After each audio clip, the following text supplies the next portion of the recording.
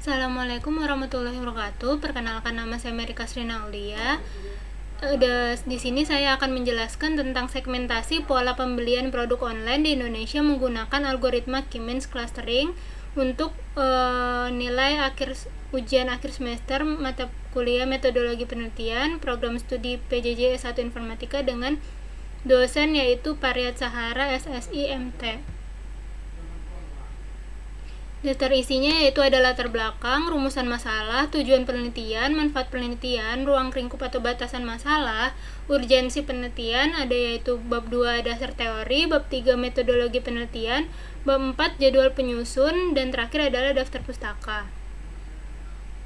Latar belakangnya yaitu dengan perkembangan e-commerce di Indonesia yang mengalami pertumbuhan pesat seiring waktu dengan meningkatnya adopsi teknologi digital dan perubahan perilaku konsumen. Berdasarkan data dari berbagai sumber, nilai transaksi e-commerce di Indonesia diproyeksikan akan terus bertumbuh hingga mencapai triliun rupiah. Salah satu faktor utama yang mendorong pertumbuhan ini adalah kemudahan akses melalui perangkat mobile, meningkatnya kepercayaan konsumen terhadap transaksi digital, serta berbagai promosi menarik yang ditawarkan oleh platform e-commerce. Oleh karena itu, dalam dinamika hal ini, perusahaan e-commerce perlu memahami lebih dalam pola perilaku konsumennya agar dapat menyusun strategi pemasaran yang lebih efektif.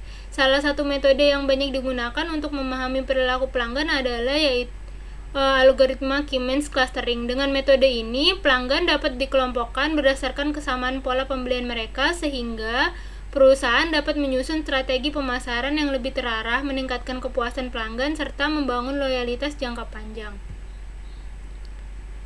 Selanjutnya yaitu ada 3 rumusan masalah. Yang pertama adalah bagaimana pola pembelian produk online di Indonesia berdasarkan data transaksi pelanggan. Yang kedua yaitu bagaimana penerapan algoritma Key-Means Clustering dalam pengelompokan pelanggan e-commerce berdasarkan perilaku dan preferensi pembelian mereka. Yang ketiga yaitu ada bagaimana hasil segmentasi pelanggan dapat dimanfaatkan untuk meningkatkan efektivitas strategi pemasaran dalam e-commerce. Selanjutnya, tujuan dan manfaat penelitiannya. Yang pertama adalah mengembangkan model segmentasi pelanggan berdasarkan pola pembelian produk online di Indonesia menggunakan algoritma Key-Means Clustering. Yang kedua, menganalisis efektivitas segmentasi pelanggan dalam mendukung strategi pemasaran e-commerce. Yang ketiga, memberikan rekomendasi strategi pemasaran yang lebih terarah berdasarkan hasil segmentasi pelanggan. Yang keempat yaitu membantu dalam menyusun strategi pemasaran yang lebih efektif dan efisien. Yang kelima, meningkatkan kepuasan dan loyalitas pelanggan melalui pendekatan yang lebih personal. Yang keenam yaitu mengoptimalkan penggunaan sumber daya pemasaran dengan fokus pada segmen pelanggan yang tepat. Selanjutnya yaitu ruang lingkup atau batasan masalahnya, yaitu yang pertama ada penelitian ini difokus pada analisis pola pembelian pelanggan di platform e-commerce TikTok Shop dan Shopee. Yang kedua, data yang digunakan dalam penelitian ini berasal dari transaksi pelanggan pada TikTok Shop dan Shopee dalam periode tertentu. Yang ketiga, algoritma yang digunakan dalam penelitian ini adalah Key-Means Clustering untuk segmentasi pelanggan. Yang keempat, ada faktor-faktor yang dianalisa mencakup frekuensi pembelian, preferensi metode pembayaran, keterlibatan dalam flash sale, serta pengaruh media sosial terhadap keputusan pembelian. Dan yang terakhir yaitu adalah peneliti ini tidak mencakup aspek psikologis pelanggan secara mendalam. Selanjutnya yaitu urgensi penelitian ini memiliki urgensi tinggi karena pertumbuhan pesat e-commerce di Indonesia menciptakan tantangan baru dalam memahami perilaku pelanggan. Dengan meningkatnya persaingan di industri e-commerce, perusahaan perlu mengadopsi pendekatan berbasis data untuk tetap kompetitif. Nah, dengan algoritma Key-Means Clustering dapat memberikan solusi yang lebih akurat dalam mengidentifikasi segmen pelanggan, sehingga perusahaan dapat mengoptimalkan strategi pemasaran mereka dan meningkatkan kepuasan pelanggan. Selain itu, penelitian ini juga dapat menjadi kontribusi bagi dunia akademik dalam mengembangkan metode segmentasi pelanggan berbasis machine learning. Yang selanjutnya yaitu ada bab 2 dasar teori. Yang pertama adalah e-commerce dan perilaku konsumen pada TikTok Shop dan Shopee. Di Indonesia, pertumbuhan e-commerce sangat dipengaruhi oleh perilaku konsumen. Kini mengandalkan platform seperti TikTok Shop dan Shopee untuk memenuhi kebutuhan belanja mereka. Kedua platform ini memiliki karakteristik unik. Yang pertama yaitu TikTok Shop. Platform ini menggabungkan elemen media sosial dengan e-commerce, di mana pembeli seringkali dipengaruhi oleh tren dan rekomendasi dari konten kreator. Konsumen tertarik berbelanja melalui fitur live shopping dan video pendek yang memberikan pengalaman belanja yang lebih interaktif dan impulsif. Sedangkan Shopee sendiri, sebagai salah satu marketplace terbesar di Indonesia, Shopee menawarkan pengalaman belanja yang lebih terstruktur dengan fitur sebagai ada flash sale, ada cashback, dan berbagai motif pembayaran digital. Konsumen di Shopee cenderung melakukan pencarian produk secara langsung berdasarkan kebutuhan mereka. Selanjutnya yaitu segmentasi pelanggan pada TikTok Shop dan Shopee. Yaitu proses pengelompokan pelanggan berdasarkan karakteristik atau pola perilaku tertentu. Dalam konteks TikTok Shop dan Shopee, segmentasi ini bertujuan untuk memahami preferensi pelanggan, meningkatkan kepuasan, serta mengoptimalkan strategi pemasaran.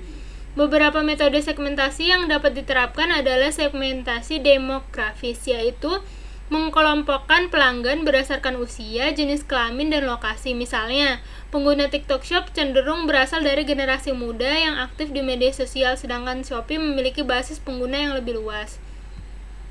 Selanjutnya yaitu algoritma Key-Means Clustering dalam segmentasi pelanggan TikTok Shop dan Shopee. Adalah salah satu algoritma yang pembelajaran mesin yang digunakan untuk mengelompokkan data ke dalam beberapa klaster berdasarkan kesamaan fitur tertentu. Dalam penelitian ini, algoritma ini diterapkan untuk mengelompokkan pelanggan TikTok Shop dan Shopee berdasarkan pola pembelian mereka. Beberapa parameter utamanya yang pertama adalah frekuensi pembelian. Seberapa sering pelanggan melakukan transaksi dalam periode tertentu. Yang kedua, jenis produk yang dibeli. Kategori produk yang paling sering dibeli oleh pelanggan. Yang ketiga adalah keterlibatan dalam flash sale atau promosi seperti Harbolnas atau TikTok Shop live shopping. Yang keempat adalah preferensi mode pembayaran. Apakah pelanggan lebih suka menggunakan e-wallet, transfer bank, atau metode pembayaran lainnya. Selanjutnya yaitu perbedaan penelitian yang akan dilakukan dengan penelitian terdahulu. Untuk penelitian terdahulu, variabel yang digunakan yang fokus pada variabel dasar seperti frekuensi pembelian, usia, jenis kelamin. Sedangkan ini yaitu dengan kepuasan pelanggan, promo, diskon, metode pengiriman. Yang untuk metode penentuan klasternya yaitu menggunakan elbow method, namun terbatas pada analisis data. Penelitian yang akan dilakukan yaitu menggunakan elbow method dengan analisis visual mendalam. Untuk kelompok kompleksitas processing data, yaitu kalau penelitian terdahulu proses processingnya sederhana, fokus pada data transaksi umum. Kalau ini processingnya lebih komprehensif, termasuk dengan pembersihan dan transformasi data.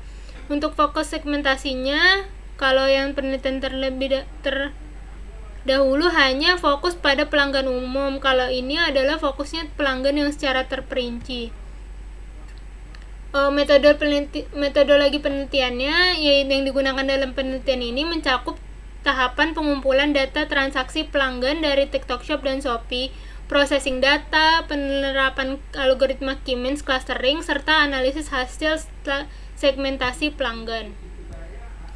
Yang selanjutnya yaitu adalah tahapan penelitian, yaitu pengumpulan data. Yang tahap pertama yaitu data yang digunakan dalam penelitian ini diperoleh dari transaksi pelanggan di platform TikTok Shop dan Shopee.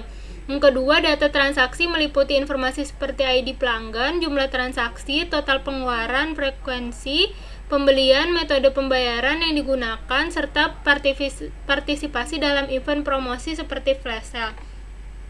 Yang ketiga, dapat dilakukan data dikumpulkan melalui API atau dataset dari perusahaan e-commerce jika tersedia. Yang keempat, selain itu, data tambahan terkait interaksi pelanggan dengan platform seperti durasi kunjungan dan produk yang sering dikunjungi juga dapat digunakan memperkaya analisa. Selanjutnya yaitu pre-processing data. Yang pertama adalah pembersihan data untuk menghapuskan data yang tidak relevan, duplikat, atau data yang memiliki nilai kosong. Yang kedua, normalisasi data, menyesuaikan skala variabel agar tidak ada fitur yang mendominasi dalam proses clustering. Normalisasi dilakukan dengan metode min-max scaling atau Z-score normalization. Yang ketiga ada reduksi dimensi, menghapus atribut yang tidak mempengaruhi signifikan terhadap pola pembelian. Yang keempat adalah transformasi data, mengubah format data yang tidak sesuai agar dapat digunakan dalam model K-means clustering. Selanjutnya penerapan K-means clustering. Yang pertama menentukan jumlah cluster K yang optimal menggunakan metode Elbow. Yang kedua menggunakan algoritma K-means untuk mengelompokkan pelanggan berdasarkan fitur-fitur seperti frekuensi pembelian dalam periode tertentu, total nilai transaksi pelanggan, preferensi metode pembayaran misalnya e-wallet versus transfer bank, partisipasi dalam event promosi, contohnya seperti flash sale, hal bonus, cashback, dan lain-lain. Yang ketiga melakukan iterasi algoritma sehingga klaster terbentuk stabil. Yang selanjutnya yaitu analisis dan evaluasi. Yang pertama menginterpretasikan hasil clustering untuk memahami karakteristik masing-masing segmen pelanggan. Yang kedua mengevaluasi kualitas cluster dengan menggunakan metrik seperti Schellhout score. Yang ketiga membandingkan hasil clustering dengan data histori untuk memastikan keakuratan segmentasi. Yang keempat menyusun insight dari tiap segmen pelanggan, misalnya pelanggan setia, pelanggan sensitif harga, dan terakhir yaitu pelanggan kasual.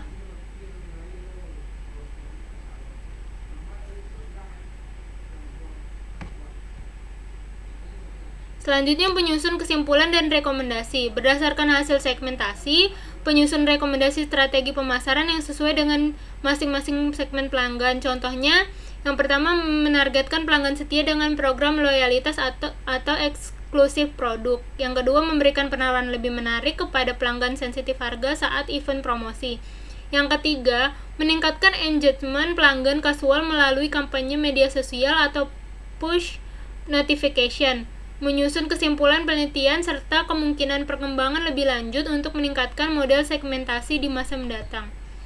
Selanjutnya yaitu ada jadwal penelitian.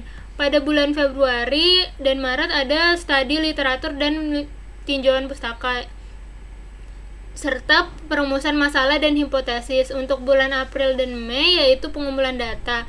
Pada bulan April dan Mei juga pada bulan Maret dan April yaitu pengumpulan data, April dan Mei pre-processing data. Untuk penerapan K-means clusteringnya pada bulan Mei dan Juni. Pada analisis hasil dan evaluasi pada bulan Juli dan Agustus. Penyusunan kesimpulan yaitu Agustus dan September. Penyusunan laporan awal yaitu September Oktober. Revisi dan penyempurnaan November dan Desember. Yang berikut adalah daftar pustakanya. Dan sekian dan terima kasih atas kesempatan ini. Terima kasih atas luang waktunya. Wassalamualaikum warahmatullahi wabarakatuh.